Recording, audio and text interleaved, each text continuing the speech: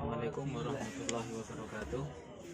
Baik, di sini saya akan menjelaskan sedikit tentang perbedaan hukum keluarga di antara negara Yaman, Pakistan, dan Lebanon. Yang pertama, di negara Pakistan terkait tentang pencatatan perkawinan.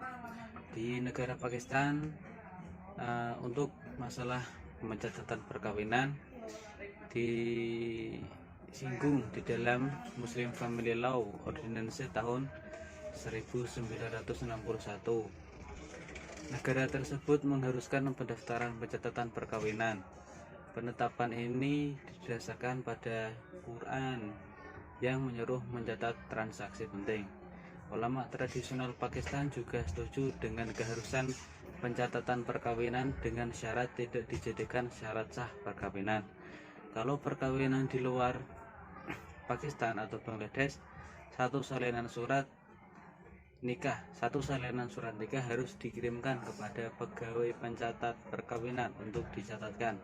Bagi yang melanggar hukum dapat dihukum dengan hukuman penjara selama 3 bulan atau denda Rp1.000. Dengan demikian, pencatatan sebagai syarat administrasi merupakan kompromi antara kelompok tradisionalis dan kelompok modernis yang menghendaki pencatatan sebagai syarat sah. Dan di dalam pasal 5 ordonansi dinyatakan bahwa apabila suatu perkawinan tidak dilakukan oleh pejabat pencatat nikah, maka orang yang memimpin pelaksanaan ijab kabul tersebut harus melaporkannya kepada pejabat pencatat nikah. Kelalaian terhadap hal ini dianggap sebagai sebuah pelanggaran. Senada dengan negara-negara muslim lainnya, ketentuan pencatatan perkawinan ini juga tidak mempengaruhi validitas suatu perkawinan.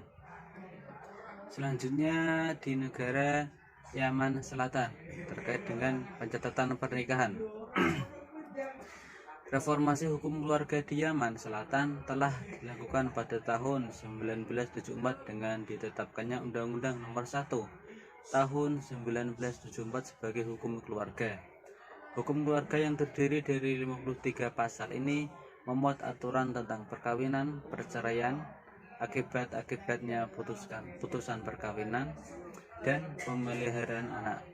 Walaupun dianggap cukup singkat dibandingkan dengan undang-undang sejenis dari negara-negara Arab lain, namun dalam beberapa hal materi yang terdapat dalam undang-undang ini berbeda dengan aturan fikih mazhab maupun hukum keluarga di negara lain. Materi-materi hukum baru yang dicantumkan di dalam Undang-Undang Nomor 1 Tahun 1974 yaitu masalah tanggungan biaya perkawinan dan nafkah keluarga, kompensasi dalam perceraian, pencatatan perkawinan, persetujuan calon mempelai perempuan dalam perkawinan, pembatasan usia nikah, larangan perkawinan antara pasangan yang umurnya berbeda jauh, pembatasan poligami, pembatasan jumlah mahar, larangan cerai di luar pengadilan, pembatasan perceraian, serta masalah perkawinan lainnya yang bersifat umum dan teknis yudisial. Undang-Undang Republik Yaman Nomor 20 Tahun 1992 mengharuskan pencatatan. Mereka yang tidak mencatatkan dapat dihukum dengan hukuman penjara. Menurut hukum keluarga negara ini, pencatatan perkawinan berpengaruh terhadap keabsahan validitas suatu perkawinan. Dengan demikian, pencatatan perkawinan bukan sekadar persyaratan administratif saja. Ini bertolak belakang dengan ketentuan yang diatur oleh negara muslim lainnya yang menetapkan pencatatan perkawinan hanya merupakan persyaratan administratif dan tidak menentukan validitas suatu perkawinan. Selanjutnya di negara Lebanon, dalam Undang-Undang Lebanon atau The Law of the Right of the Family of 16 Juli tahun 1962 hanya disebutkan seharusnya pegawai yang berwenang hadir dan mencatatkan perkawinan, hanya itu saja. Sebaliknya tidak ada penjelasan tentang status dan akibat hukum perkawinan yang tidak sesuai dengan prosedur ini. Demikian juga dalam Undang-Undang Druze Lebanon, Undang-Undang Nomor 24 Tahun 1984 hanya untuk dibuatkan sertifikat dan catatan, tetapi tidak ada penjelasan tentang status dan akibat hukum perkawinan yang tidak dicatatkan. Undang-undang di negara tetangganya Lebanon yaitu Yordania tahun 61, Undang-Undang nomor 61 tahun 1976 mengharuskan adanya pencatatan perkawinan dan mereka yang melanggar dapat dihukum, baik mempelai maupun pegawai. Selanjutnya terkait tentang perceraian di luar pengadilan. Di negara Pakistan, perceraian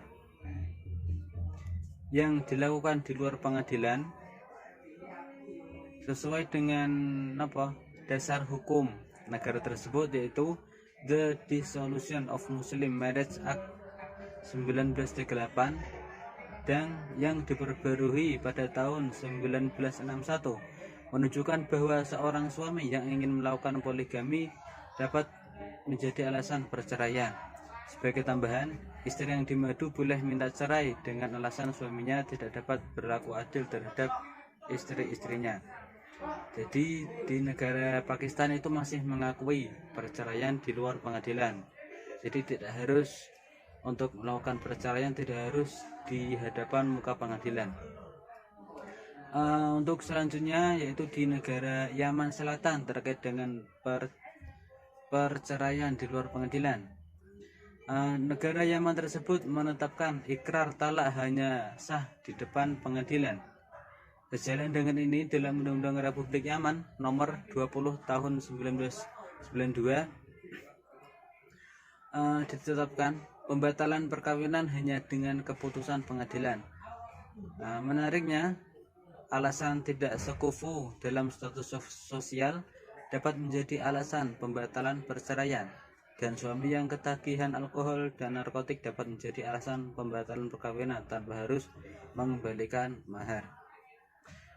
Selanjutnya yaitu di negara Lebanon terkait dengan perceraian di luar pengadilan. Negara Lebanon masih mengakui keabsahan talak di luar pengadilan dengan syarat hanya memberi tahu hakim setelah melakukan talak di luar pengadilan tadi. Namun wanita berhak membuat taklik talak pada waktu akad nikah, bahwa poligami suami dapat menjadi alasan perceraian. Sementara di dalam Undang-Undang Druze Lebanon nomor 24 tahun 1948 ditetapkan perceraian dengan talak hanya terjadi dengan keputusan hakim. Perceraian dengan kesepakatan berdua hanya dapat terjadi dengan ikrar talak di hadapan dua orang saksi setelah ada keputusan hakim di pengadilan. Istri yang diceraikan tidak boleh dinikahi kembali. Poin menarik lain dari Undang-Undang Druze Lebanon adalah ketetapan bahwa kalau suami sebagai sumber percekcokan, suami wajib membayar sisa mahar yang belum dibayar. Sebaliknya, kalau sumber percekcokan adalah istri harus mengikhlaskan mahar yang belum dibayar. Sejalan dengan itu, kalau menceraikan istri tanpa alasan hukum, suami wajib membayar uang kompensasi dan melunasi mahar. Perubahan ini didasarkan pada makna Quran yang menyuruh suami menceraikan istrinya dengan cara yang baik atau adil. Untuk selanjutnya yaitu terkait tentang batas usia minimal menikah. Di negara Yaman, batas usia minimal menikah yaitu untuk laki-laki umur 15 tahun dan untuk perempuan 15 tahun. Didasarkan pada pasal 15 Personal Status nomor 20 tahun 1992. Negara Yaman membatasi usia minimal menikah didasarkan sesuai dengan batas baligh seseorang. Untuk negara selanjutnya yaitu di negara Pakistan.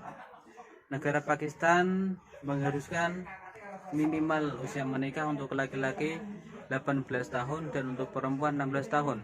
Perkawinan terjadi bagi mereka yang telah memenuhi batas usia normal perkawinan yang telah disepakati. Tidak mengizinkan perkawinan di bawah usia normal. Selanjutnya di negara Lebanon, laki-laki harus minimal menikah usia 18 tahun dan untuk perempuan usia 12 tahun. Di negara Lebanon melakukan pengurangan usia nikah sampai 3 tahun.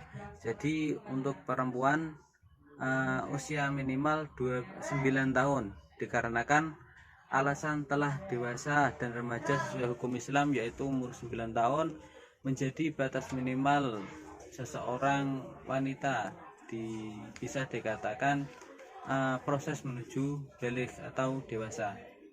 Sekian berbeda dengan hukum untuk 3 negara tadi, yaitu negara Pakistan, Lebanon, dan Yaman.